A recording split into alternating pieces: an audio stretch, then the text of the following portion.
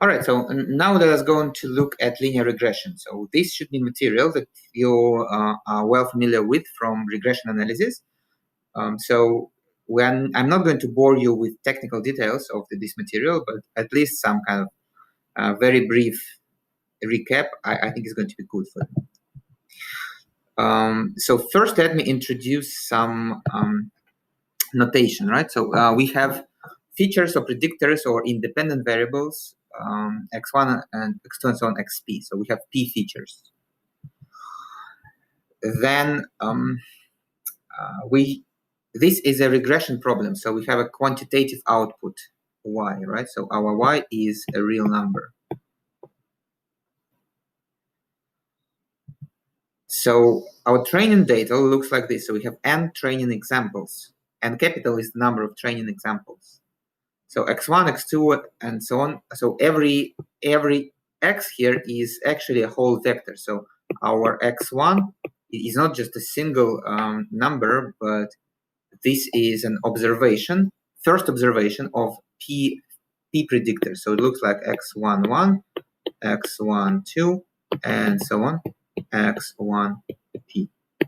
My point being is that the superscript means the index in the training data, and the subscript means its index as a predictor. Then we can combine all our training data in the matrix form as follows. What is important here is that we have, it is very, very often convenient to include like it's not just a real variable, but just a constant as the first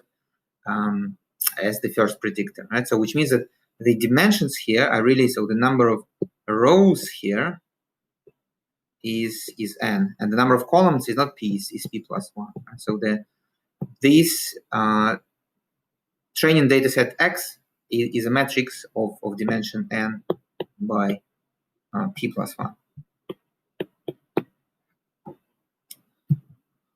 All right, now with linear regression, we assume that the true model is linear. Right? So the expected value of y given x is a linear function in predictors. So we can write this formula with some random noise. So, and the expectation value of our random noise is 0. So we do not know the true values of our parameters. So we can only infer them from data, like the most likely values of parameters given the observed data. And this is actually how they do it in linear regression. So they prove that if we maximize the likelihood of parameters given the observed data, then we get the mean squared error loss function. So here is an example. So this is the advertising set from our textbook from ISLR, means Introduction to Statistical Learning in R. So we have 4 variables here. So budgets of advertising companies, campaigns for TV, radio, newspaper, and the target variable is sales. So suppose that the true model is linear here. All right, so then we can, now for the sake of this story, so let me split the whole data set into 2 equal parts, right? So, and I'm going to construct 2 different linear models. So the first of them is going to be trained on the first half of the data set. The second is going to be trained on the second half of the data set, right? So these are the coefficients, right? So this is like beta 0, this is beta 1, this is beta 2, beta 3 of the linear model trained on the first data set. So these are the most likely values of the coefficients given the first training set. So if we train our model on this other half of our data set, we're going to get different values of the coefficients because, well, it's just different observed data.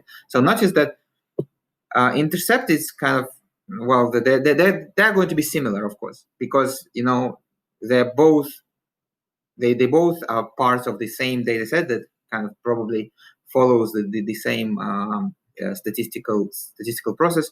So my point being is that these coefficients are going to be more or less close to each other, right?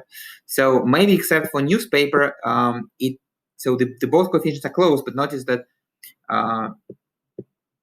it is positive in the first model and negative in the second model, which probably hints us that the true value of the newspaper coefficient may be just 0.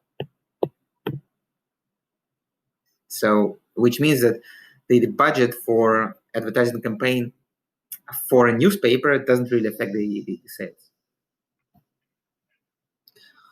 Okay, now since we do not know the true values of parameters, we can only find values of parameters that are most consistent with the data. It means that we can only find them with certain accuracy. So we can construct confidence intervals for these regression coefficients, right? So it means that with probability 95%, the true value of our coefficient at TV, so this is beta 0, this is beta 1. So the true value of beta 1 belongs to this interval. So it is between 0.38, 0.038 and 0.045 or whatever. Now, or 99% confidence intervals. Of course, the bigger the confidence value is, the bigger is the interval, right? So notice that, say, this interval here is just smaller than this interval here. This is very reasonable. Now, given this uncertainty, predictions can also be made with specified confidence. So I think here the confidence is probably 95%. This is like default in R. But here we see a bit of an issue here. Well, look, these models are very good on paper. Yeah, but the common assumption for linear regression is that the true model is actually linear and that the random noise is a normal variable with mean 0, right? So in reality, the true model may not be linear and the random noise may not be a